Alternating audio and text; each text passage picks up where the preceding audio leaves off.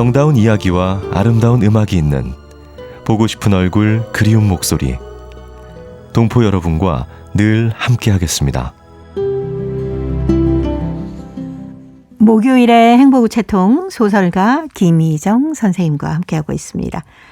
자, 오늘 세 번째 우수상을 받으신 대한민국 전라북도 김제시 박영진 씨. 2023 계묘년 토끼해를 맞으며 성우 박성광 씨의 목소리로 듣겠습니다. 다사다난한 범띠에는 다 가고 희망찬 2023 계묘년 토끼해가 찾아왔다. 나이가 들수록 점점 한 해가 짧게만 느껴진다. 해놓은 일도 별로 없는데 나이만 먹는 무정한 현실이 원망스럽기만 하다. 다가오는 토끼해를 맞으며 토끼와 관련한 글을 쓰고 싶은데 별로 쓸 것이 없어 무엇을 써야 할지 좀처럼 생각이 떠오르지 않았다. 그러다가 범은 위풍, 원숭이는 지혜, 말은 자유, 소는 근면, 개는 충직을 대표한다면 토끼는 사랑과 총명을 대표하지 않을까 하는 생각이 문득 들었다. 예로부터 토끼는 귀여움과 총명, 그리고 사랑스러움으로 사람들에게 널리 알려져 왔다. 토끼를 귀여운 어린이, 사랑스러운 여인, 총명하고 현숙한 왕후나 대통령의 부인으로 비유하는 사람들도 많다. 슬기로운 우리 조상들이 12간지에서 쥐 다음으로 소, 범, 토끼 순으로 나란히 배열한 것도 그 이유가 있다고 본다. 소는 백성이고 범은 왕이고 토끼는 왕의 여자, 왕후라는 뜻이다. 백성이 없으면 나라도 없고 왕도 있을 수 없으며 왕이 없으면 왕후도 없다. 그리고 토끼의 다음으로는 용띠에인데 용 역시 왕 또는 황제를 뜻한다. 하여 용을 용왕이라고 부르지 않는가? 토끼를 범과 용왕 사이에 넣은 것은 토끼가 왕과 떨어질 수 없는 부부 관계라는 암시가 아닐까 싶다. 성공한 남자의 뒤에는 훌륭한 현모양처인 여인이 있는 반면에 실패한 군주나 임금의 곁에는 항상 사악한 악녀가 있다는 말이 있다. 역사책을 읽어보면 요물과도 같은 요사하고 요망한 여인들 때문에 나라를 망친 왕이나 황제, 그리고 최고 통치자들을 어렵지 않게 찾아볼 수가 있다. 요즘은 자기 중심주의와 황금 만능주의가 기승을 부려 사회 도덕이 타락되어 철면피, 모렴치, 후한무치 시대라고도 하고 또 여인 천하, 악녀들, 전성시대라고도 하는데 세상이 왜 이렇게 돌아가는지 안타깝기만 하다. 2023년 계묘년 토끼해를 맞으며 그동안 돈에 미쳐 자기만 잘 살면 된다는 사람들이 각자 도생의 편협한 생각에서 벗어나 불우한 이웃도 도와주는 나눔과 배품의 미학을 실천하는 사람다운 사람으로 살기를 희망한다. 총명하고 귀여운 토끼처럼 사람들에게 사랑받는 사람으로 거듭나기를 간절히 기원한다. 대한민국 전라북도 김제시 박영진 씨가 보내오셨던 2023 계묘년 토끼해를 맞으며 다시 들어봤습니다.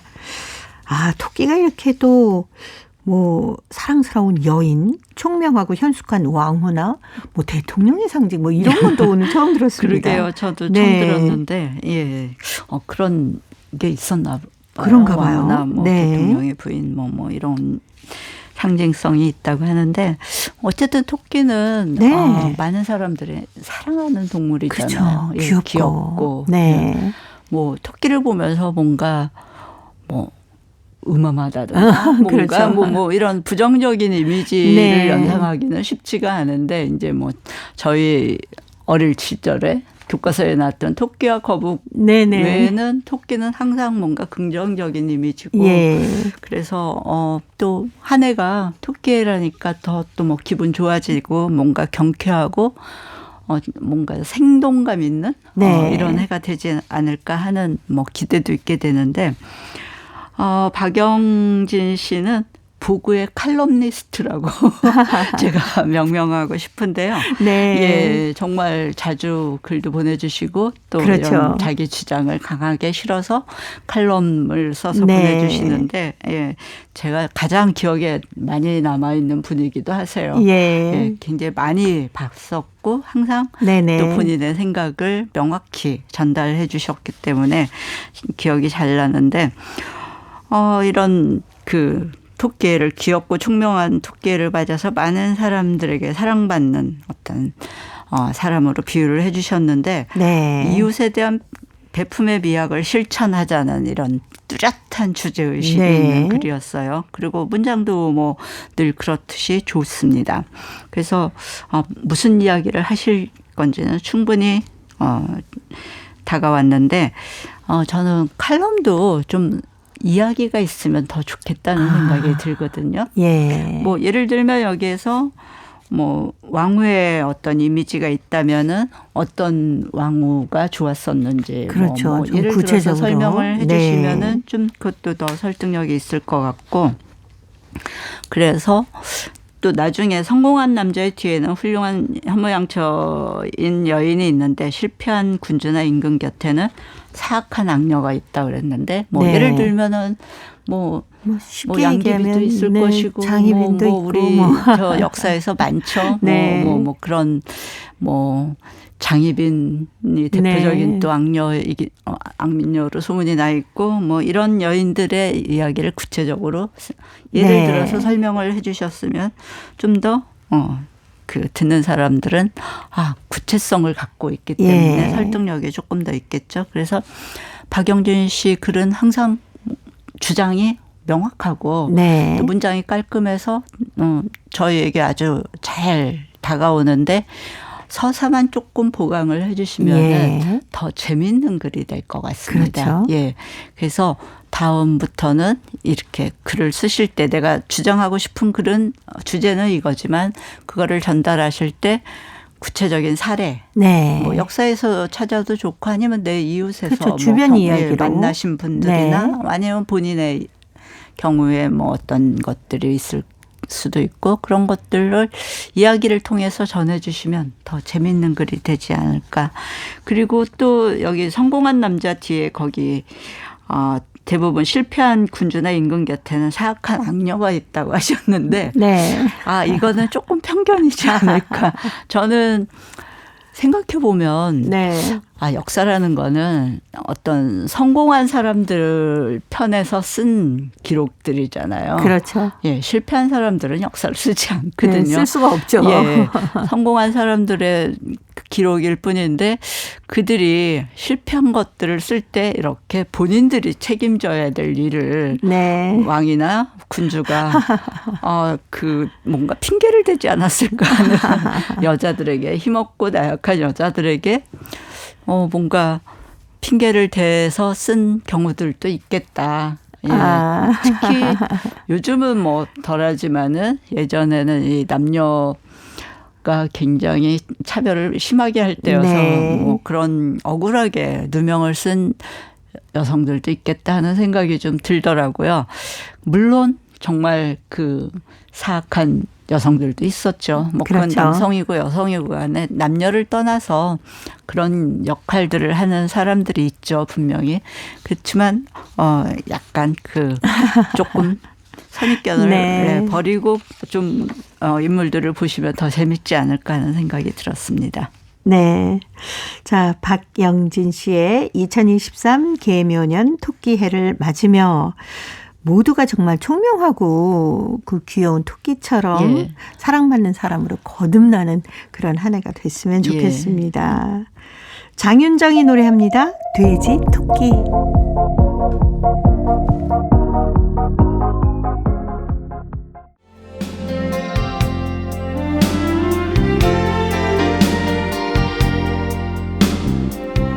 KBS 한민족 방송은 7천만 온결어의 꿈을 담습니다.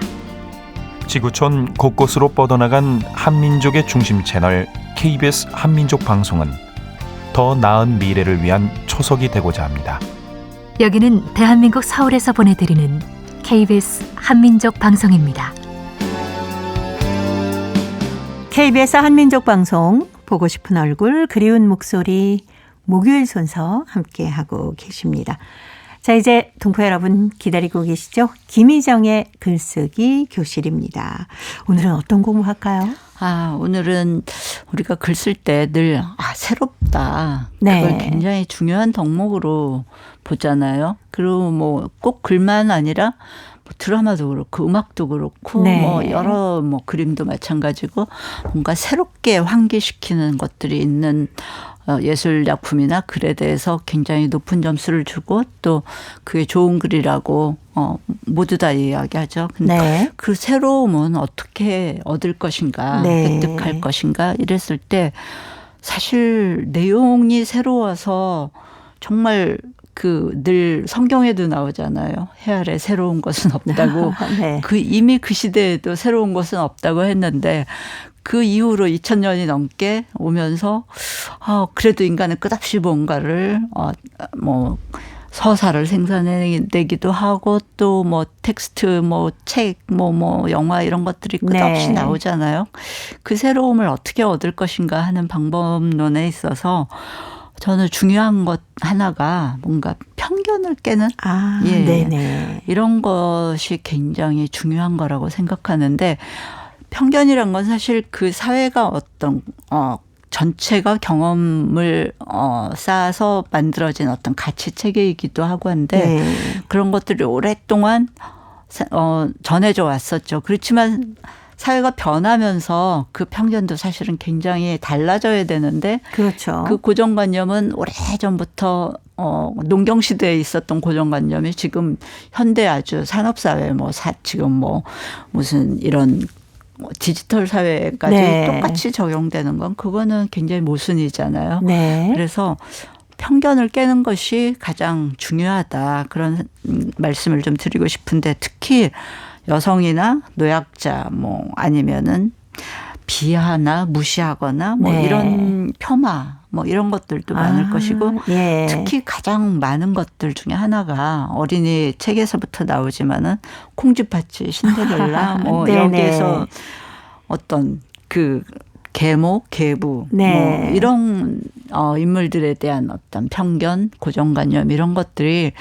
아직도 어린 아이들에게 정말 네. 주입식 교육이잖아요. 그거는 어려서부터. 그렇죠. 어려서부터 하도 많이 들어서. 계모는 나쁜 사람. 네. 계부는 나쁜 사람. 이렇게 해버리면은 그 아이가 정말 그거를 스스로 깨기는 굉장히 어려워지는데 그래서 우리 스스로도 올해는 좀 뭔가 이렇게 사람이나 사물을 볼 때 좀 더 입체적으로 네. 보고 그다음에 선입견을 갖지 말고 대하면 그러다 보면은 뭔가 새롭게 발견되는 것들이 있거든요. 네. 그래서 글을 쓰실 때 이게 굉장히 중요한 거거든요. 고정관념을 벗어나자. 그거는 네.